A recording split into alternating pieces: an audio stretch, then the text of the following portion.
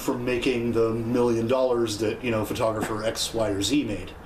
Because you are, I mean, in my opinion, you know, way up there. Like, it's the best I've seen, but I'm probably a little biased. But I think, as objectively as I can be, it's some of the most interesting shit I've seen.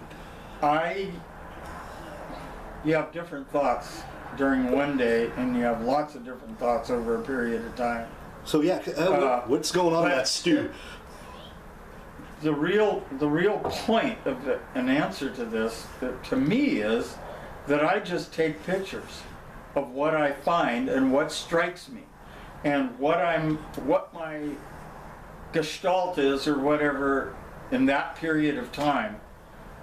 The pictures are going to be a reflection of that, and I'm sorry to, you know, drag on, but that means your whole psycho-social, sexual, you know, all the alienations that I think are the most motivating for me are the alienation effects.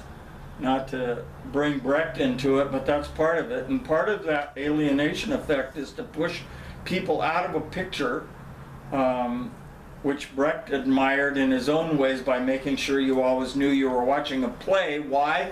So you would reflect on it, theoretically. And you'd come to a socialist conclusion, communist conclusion. Hopefully.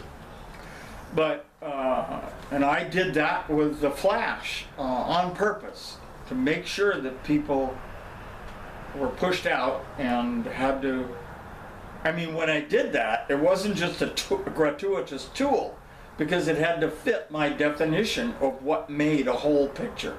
So, but it was something I knew was going to happen, but I never knew quite how it was going to look as a picture when I did it. You were going for that. It was exciting. You were going for that. I knew, yeah, because that's something that you can't not ignore. And you have to go someplace else for that instant that you're looking. But anyway. In terms of people reacting to it. In terms of people reacting. The viewer. To what I'm calling an antagonism. Yeah. I think that's a wonderful question. Do you think I don't doubt at all that I'm angry about what's being accepted. The alienation.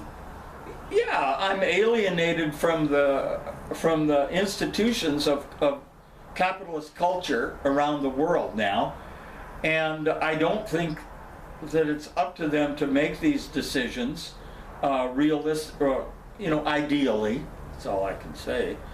And they make mistakes because their ground rules are based on making money.